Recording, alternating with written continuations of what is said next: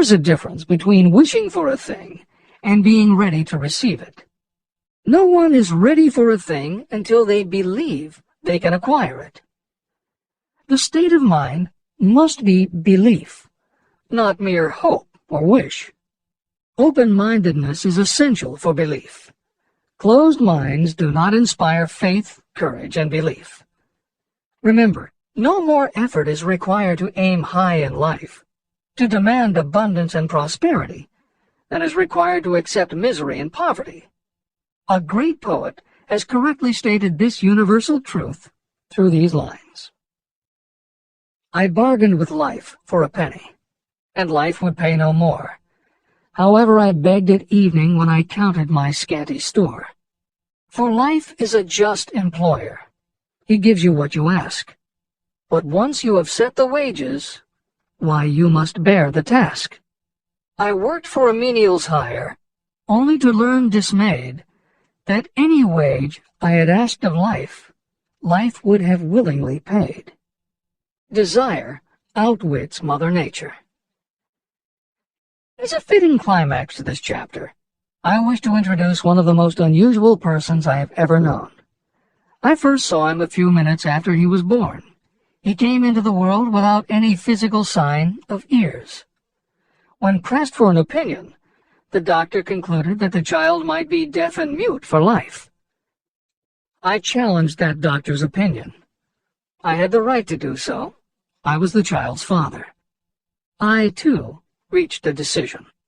But I expressed my opinion silently, in the secrecy of my own heart. In my own mind, I knew that my son would hear and speak. How? I was sure there must be a way, and I knew I would find it. I thought of the words of the immortal Emerson.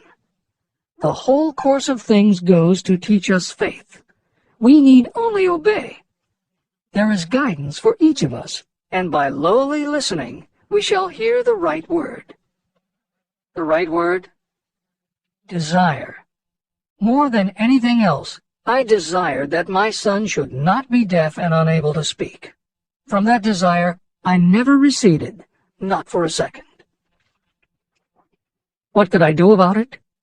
Somehow, I would find a way to transplant into that child's mind my own burning desire for ways and means of conveying sound to his brain without the aid of ears.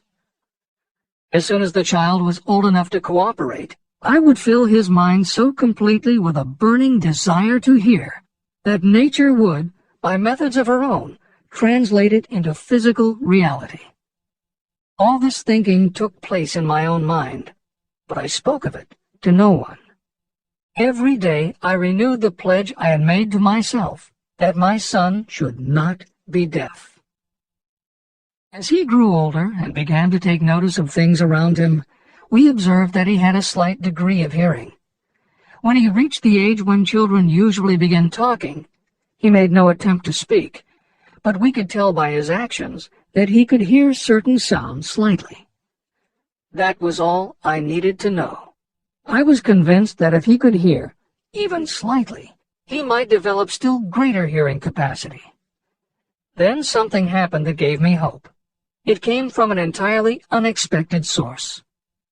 We bought a phonograph. When the child heard the music for the first time, he went into ecstasies. He promptly appropriated the machine. On one occasion, he played a record over and over for almost 2 hours, standing in front of the phonograph with his teeth clamped on the edge of the case. The significance of this did not become clear to us until years afterward. At the time, we had never heard of the principle of bone conduction of sound. Shortly after he appropriated the phonograph, I discovered that he could hear me quite clearly when I spoke with my lips touching his mastoid bone at the base of the skull. Having determined that he could hear the sound of my voice plainly, I began immediately to transfer to his mind the desire to hear and speak. When I discovered that my son enjoyed bedtime stories, I went to work creating stories designed to develop in him self-reliance, imagination, and a strong desire to hear. There was one storyline in particular that I emphasized over and over. Every time I told it, I gave it some new and dramatic coloring, These stories were designed to plant in his mind the thought that his affliction was not a liability, but an asset of great value. As a result of my studies and personal experience, I firmly believe that every adversity brings with it the seed of an equivalent advantage. However, despite my beliefs, I must confess that I did not have the slightest idea how this disability could ever become an asset. He won a new world with 6 cents. As I analyze the experience in retrospect, I can see now that my son's faith in me had much to do with the astounding results. He did not question anything I told him. I sold him on the idea that he had a distinct advantage over his older brother, and that this advantage would reflect itself in many ways. For example, the teachers in school would observe that he had no ears, and because of this they would show him special attention and treat him with extraordinary kindness. And they always did. I also sold him on the idea that when he became old enough to sell newspapers, his older brother had already become a newspaper merchant, he would have a big advantage over his brother. My reasoning was that people would pay him extra money for his wares because they could see that he was a bright, industrious boy, despite the fact that he had no ears. When he was about 7, he showed the first evidence that my method of stimulating his mind was bearing fruit. For several months he begged for the privilege of selling newspapers, but his mother would not give the project her consent. Finally, he took matters in his own hands. One afternoon, when he was left at home with the staff, he climbed through the kitchen window, shinnied to the ground, and set out on his own. He borrowed 6 cents in capital from the neighborhood shoemaker and invested it in papers, which he sold out. He took his earnings, reinvested in more newspapers, and kept repeating until late in the evening. After balancing his accounts and paying back the 6 cents he had borrowed from his banker, he had a net profit of 42 cents. When we got home that night, we found him in bed asleep with the money tightly clenched in his hand. His mother opened his hand, removed the coins, and cried. Of all things, to me it seemed she was crying over her son's first victory. My reaction was the reverse. I laughed, for I knew that my endeavor to plant in my son's mind an attitude of faith in himself had been successful.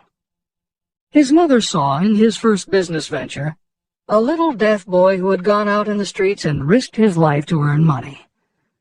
I saw a brave, ambitious, self-reliant little businessman whose stock in himself had been increased 100%. He had gone into business on his own initiative and had won. I was not only pleased, I was impressed. He had clearly demonstrated the first signs of a resourcefulness that would go with him all through life. The little deaf boy went through grade school, high school, and college without being able to hear his teachers, except when they shouted loudly at close range. He did not go to a school for the deaf, and we did not use sign language. We were determined that he should live like any other boy who could hear and speak. We stood by that decision, although it cost us many heated debates with school officials. While he was in high school, he tried an electronic hearing aid, but it was of no value to him. During his last week in college, something happened that marked the most important turning point of his life. Through what seemed to be mere chance, he came into possession of another electronic hearing device, which was sent to him on trial. He was slow about testing it, due to his disappointment with a similar device. Finally, he picked it up carelessly, placed it on his head, and hooked up the battery. Suddenly, as if by magic, his lifelong desire for normal hearing became a reality. For the first time in his life, he heard practically as well as any person with normal hearing. Overjoyed because of the changed world that had been brought to him, he rushed to the telephone, called his mother, and heard her voice perfectly. The next day, for the first time in his life, he plainly heard the voices of his professors in class. For the first time in his life, he could converse freely with other people without them having to speak loudly. Truly, he had come into possession of a changed world. His desire was finally paying dividends. But the victory was not yet complete. He still had to find a definite and practical way to convert his disability into an equivalent asset. Thought that works miracles. Intoxicated with the joy of his newly discovered world of sound, he wrote a letter to the manufacturer of the hearing aid, enthusiastically describing his experience. Something in his letter prompted the company to invite him to New York. He was escorted through the factory, and while talking with the chief engineer, telling him about his changed world, a hunch, an idea, or an inspiration, call it what you wish, flashed into his mind. It was this impulse of thought that converted his disability into an asset destined to pay dividends in both money and happiness to thousands for all time to come. The sum and substance of that impulse was this. It occurred to him that he might be of help to the millions of people who go through life without the benefit of hearing devices, if he could find a way to tell them the story of his changed world. For an entire month, he carried out intensive research, during which he analyzed the entire marketing system of the manufacturer of the hearing device. Then he created a plan for reaching out to other hearing-impaired people all over the world, to share with them his newly discovered changed world. When this was done, he put in writing a 2-year plan based upon his findings. When he presented the plan to the company, he was instantly given a position for the purpose of carrying out his ambition. Little did he dream when he went to work that he was destined to bring hope and practical relief to thousands of people who, without his help, would have been limited forever by deafness. There's no doubt in my mind that Blair would have been deaf and unable to speak all his life if his mother and I had not managed to shape his mind as we did. When I planted in his mind the desire to hear and talk and live as other people, there went with that impulse some strange influence that caused nature to become bridge builder and span the gulf of silence between his brain and the outer world. Truly, a burning desire has devious ways of transmuting itself into its physical equivalent. Blair desired normal hearing. Now he has it. He was born with a condition that in those days might easily have sent a person with a less defined desire to the street with a bundle of pencils and a tin cup. The little white lie I planted in his mind when he was a child, by leading him to believe his impaired hearing would become a great asset, has justified itself. I am convinced it is a fact that there is nothing, right or wrong, that belief plus burning desire cannot make real. These qualities are free to everyone.